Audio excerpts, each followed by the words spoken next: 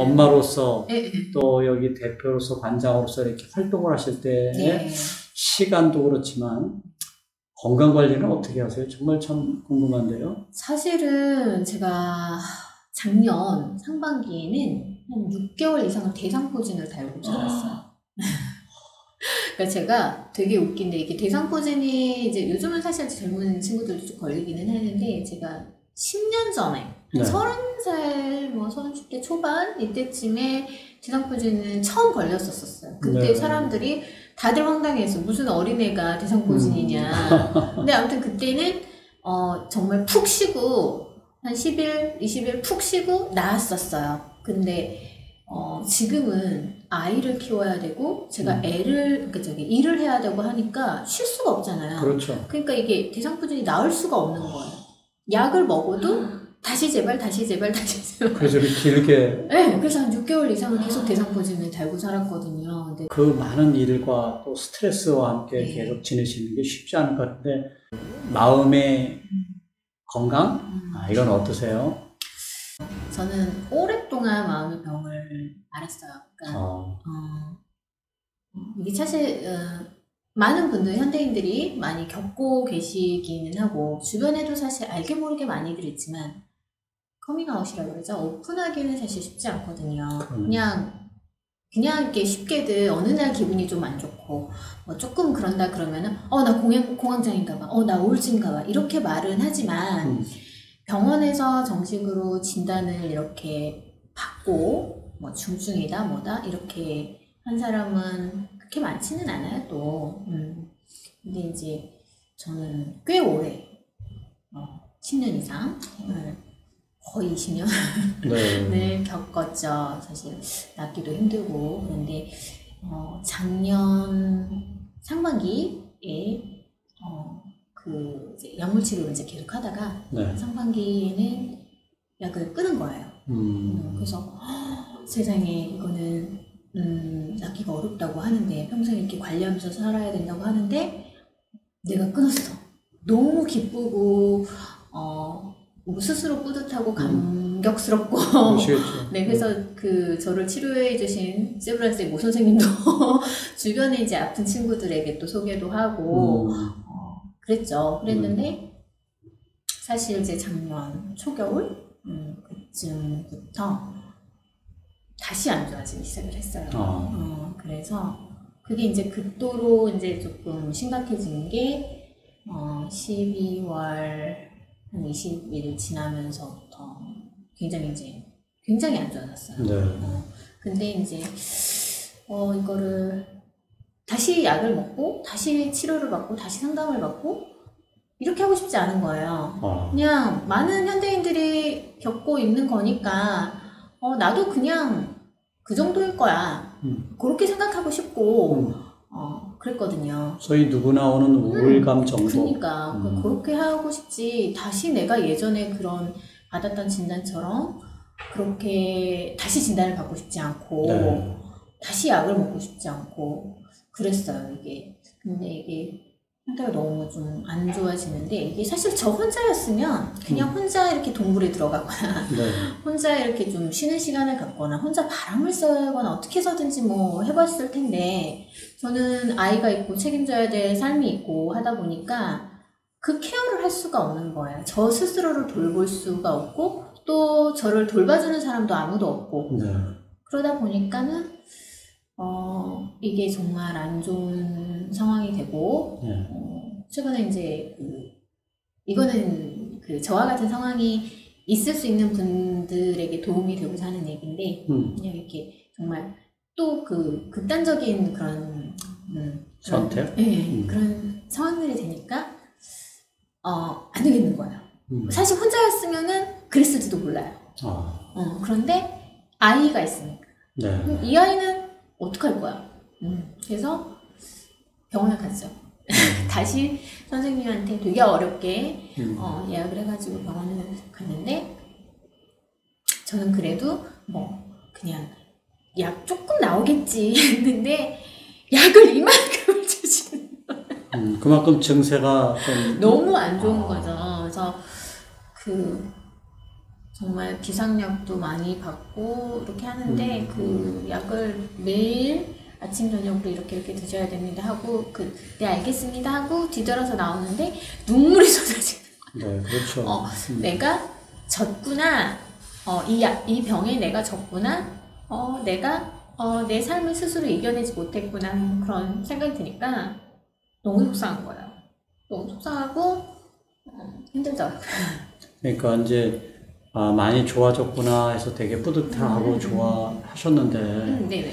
이제 연말쯤에 아주 극단적인 생각까지 이를 정도로 이제 심해지니까 병원을 가셨다. 그리고 병원을 가서 약도 많이 받으시면서 이제 정말 그 아이 생각에 내가 어떻게든 버텨내고 이겨내야 되겠다는 생각으로 결국 네네. 정리가 되신 거 아니에요? 그쵸. 아이 때문에 사는 거예요. 많은 근데 부모님들이 그러실 거고 저와 같은 병을 가지신 분들은 많이들 그러시지 않을까. 가족들 생각을 하시면서 버티시고 이겨내시고 그러시지 않을까. 아까 말씀하신 대로 현대인들이 뭐 저도 마찬가지지만 우울감이 오는 상황들이 있잖아요. 그럼요. 네, 근데 이제 너무 많죠. 사는 게 너무 힘드니까. 그러면요. 그러니까 여러 가지 뭐 가슴 아픈 일도 생기고 스트레스 받는 상황도 생기다 보니까 이런 것들이 계속 마음에 쌓여서 하나의 병적으로 이제 되는 건데, 글쎄요. 지금 뭐 약도 드셔야 되겠지만, 또 다른 한편으로는 어떤 노력, 어떤 좀 이렇게 시도를 해볼까 하고 생각 중이세요? 저는 참 그 점이 궁금하거든요. 물론 이제 뭐 약에만 완전히 의존해서 하는 굉장히 그런 분들도 있지만, 제가 보기에 관장님 같은 경우에는 뭔가 좀 새로운 시도를 하는 여지가 있지 않을까 하는 생각이 들어서 여쭙는 질문이거든요. 사실 이 갤러리를 오픈한다고 했을 때 주변에서 다들 그러니까 어떤 분들은 좀 말리기도 했고 왜냐면 규모가 크니까 건물을 통째로 쓰니까 이 시기가 너무 안 좋은데 이 시기에 좀 무리하는 게 아니니 이거는 조금 그렇다 하는 분도 굉장히 많으시고 좀 그랬어요. 근데 저는 그때는 이제 약을 다시 먹을 때는 아닌데 그때 되게 힘든 상황이었잖아요. 무리를 해서라도 사실은 제가 일을 벌린 게 바쁘게 지내면 바쁘게 지내면 그 우울한 생각들을 떨쳐버릴 수 있지 않을까. 그런 현실 도피를 할 수 있지 않을까. 그런 생각을 사실은 했었거든요. 근데 그건 잘못된 생각이었어요. 바쁜 건 바쁜 거고 그 상황 안에서 또 힘든 일들은 또 생기는 거고 그러니까 오히려 더 가중돼 버리더라고요. 오히려. 네, 그러니까 그 힘든 상황 속에서도 또 그런 거예요. 힘든데 이 힘든 걸 나 혼자 다. 왜 내가 이걸 이렇게 해? 나는 왜 이거를 같이 얘기를 할 사람이 없고, 같이 고민을 나눌 사람이 없고, 나의 어깨를 토닥여줄 사람이 없고, 그럴까? 이제 이런 것들. 사실 그렇다고 제가 친구가 없는 건 아니지만. 그러니까요. 네. 친구가 좀 많으신 편이시죠? 성격이 좀 이렇게 외향적이셔서? 심하게 많죠. 심하게 많아. 무슨 생일 파티 때 60명이 오고, 이거는 말이 안 돼. 그렇게 말씀을 들어보면, 여러 사람 속에서의 나의 어떤 외로움? 뭔가 이런 것도 있는 거네요. 그죠? 제가 생각을 해봤어요. 나를 이렇게 괴롭히는 건 뭘까? 내가 왜 이렇게 힘들까라고 생각을 해봤는데 왜 우울감이 이렇게 계속 올까? 저는 그게 주변 사람들이 지금까지 알기로는 그냥 일 때문에 스트레스가 많고 아이를 혼자 키우니까 그런 것 때문에 힘들어서가 아닐까라고 생각을 하는데 제가 내린 결론은 저는 인간관계 때문인 것 같아요. 인간관계요? 네. 좀 풀어주시면 어떤? 이런 거죠. 저는 ESFJ입니다. 요새 뭐 MBTI가 굉장히 유행하겠죠? 네, ESFJ인데 사실 되게 이제 주변 사람들을 좋아하고 사람들 안에서 에너지를 얻고 베푸는 걸 좋아하고 사실 그래요. 친절하게 대하고 그렇죠? 네, 근데 그게 무언가를 바라고 친절하게 하는 거는 아니고 그냥 타고난 성향 자체가 그냥 친절한 거예요. 타고난 성향 자체가 사람들을 좋아하고 그런데 이런 상황들 속에 만약에 어떤 친구가 어려움을 겪으면 누군가가 모르는 사람이 울어요. 그럼 저는 그냥 눈물이 나요. 근데 하물며 오히려 제가 아는 사람, 그냥 친하지 않아도 아는 사람 정도만 돼도 누군가 어려움을 겪으면 저는 도와줘요. 친한 사람이면은 정말 밤잠을 못 잘 정도로 해가지고 어떻게 해서든지 도와줘요. 그런데 제가 힘든 상황이 되거나 아니면 제가 조금 곤란한 상황이 됐을 때 약간 그때는 외롭더라고요. 정작 나에게 힘이 되어주거나 뭔가 이렇게 와서 손을 잡아줄 만한 이런 사람은 별로 없다. 제가 그냥 그렇게 됐어요. 어느 날 그냥 그런 거 있잖아요. 퇴근하고 나서 삼겹살에 소주를 한잔 하고 싶어. 친구는 너무 많아. 네. 핸드폰에 2,000명이 넘게 있지만 내가 전화해서 그냥 쉽게 지금 나와 나랑 같이 좀 먹자 할 사람이 없는 거예요. 이거 어떻게 된 일일까요?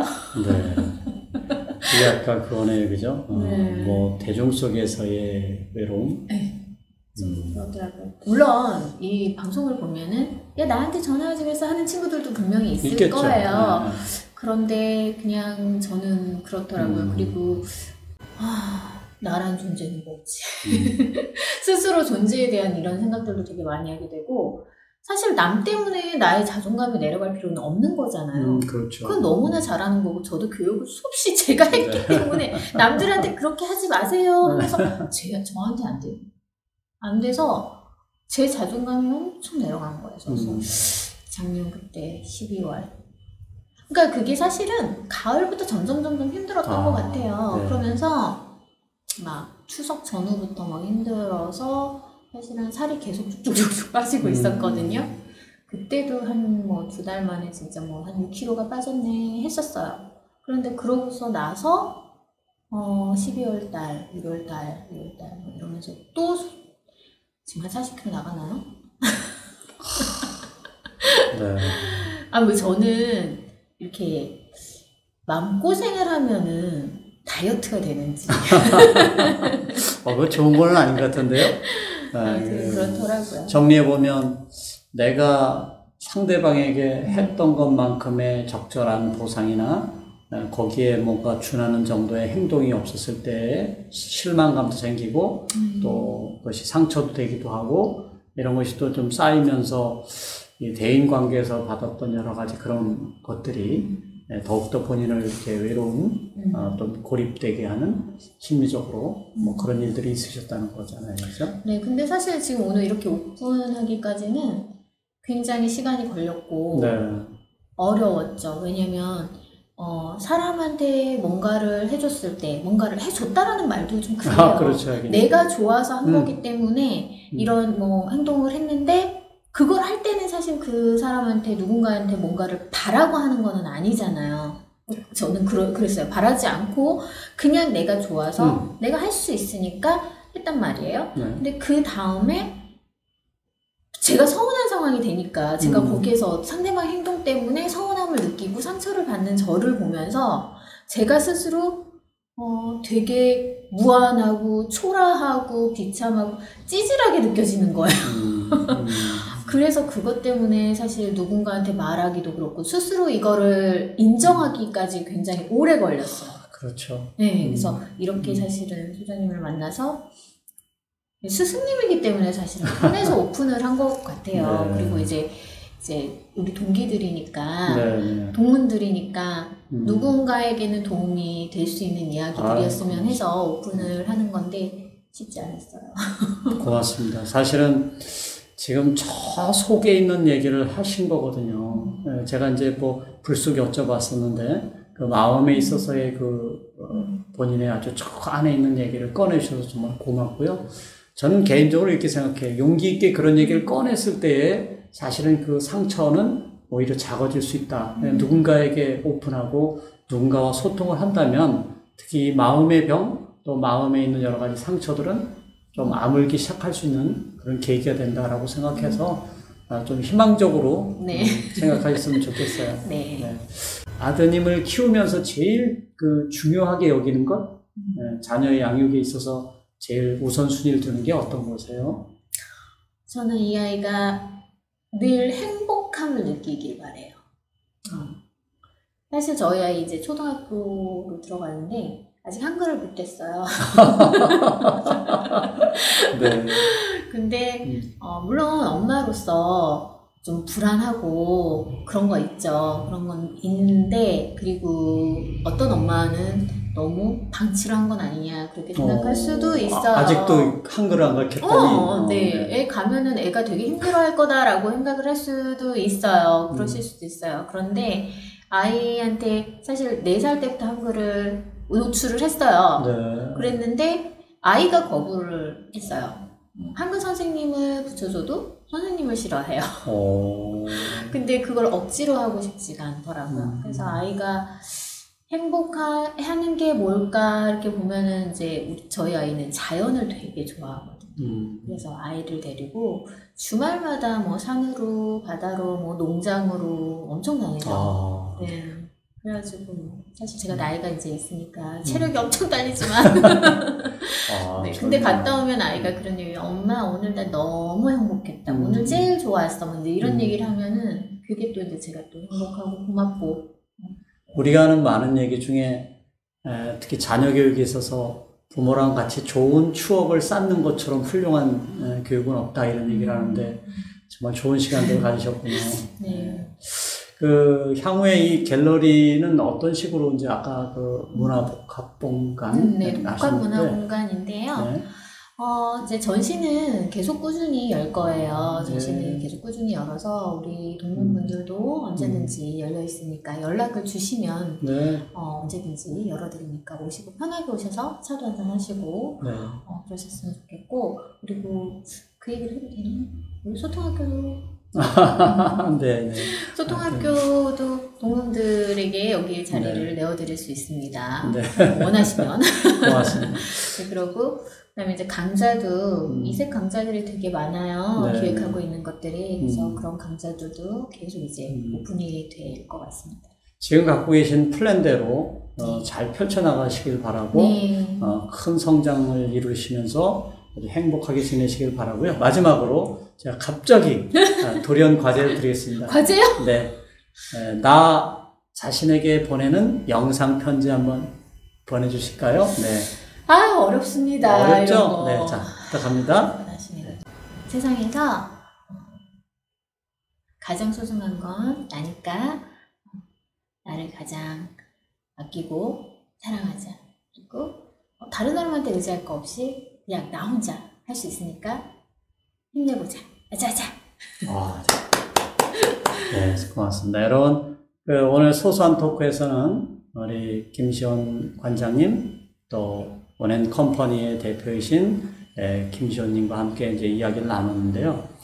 쉽지 않은 시기를 우리는 보내고 있습니다. 그런데 이렇게 꿋꿋하게 본인이 그리고 있는 미래를 향해서 나가고 계신 워킹맘이자 또 경영자로서의 그 모습을 보면서 오늘 정말 훈훈한 토크였습니다.